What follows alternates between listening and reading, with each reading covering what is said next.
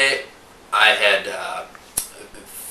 finished the last class of the week, and I was on the subway home, and I saw that I got a voicemail from my best friend back home in Minnesota. So I thought, well, I'll call him back. I'm going to try to use some of the techniques that we've been working on in the program, which we haven't had a ton of time, but I'm starting to really try to utilize them in my everyday life. So I call him, and I'm on the phone, and I just realized right away I'm slipping back into all of my old habits. And we have probably about a 10-minute conversation, and I was thinking to myself afterwards, I have to stop this immediately because I don't want to do any of this stuff anymore. It feels too good not to do any of the avoidances at all. I really like to express myself how I am right now, and I got this idea. Are you guys familiar? Oh, I'm sure you're familiar with it. Are you guys familiar with Facebook at all? Oh, sure. Yeah. Okay. So I was thinking, I want to communicate how I want to change to all of my friends that I can.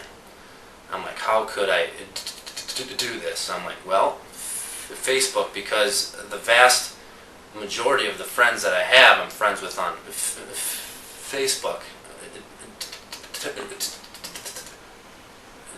too.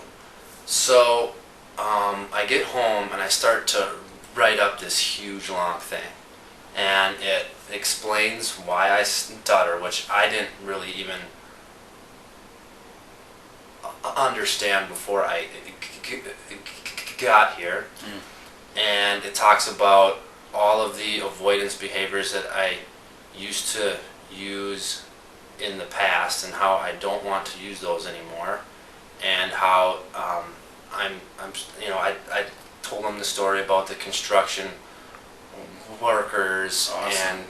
and that I'm starting to learn some new techniques that could quite possibly sound kind of strange when I'm first trying to use them, and I was just asking that they bear with me while I